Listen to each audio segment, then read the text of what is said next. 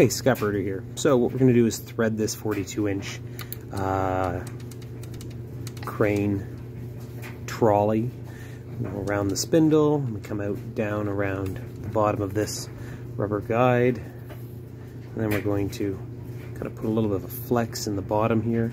We're going to go over, and we're going to try and slide way into the back around the black ring and give it a little wiggle and get it to pop up behind there. And when it pops up behind there, I'm just going to reach in with tweezers or a pair of needle nose pliers. I happen to have needle nose pliers today. We'll grab it and pull it down through. I'll make sure there's no twists in it. Perfect.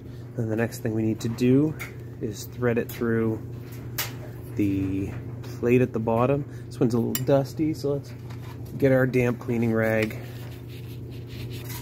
clean it off.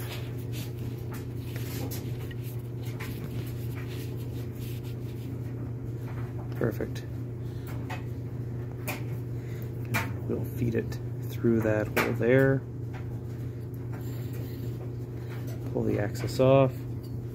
We're going to put that into its chambers. And then we're going to put the screw back in.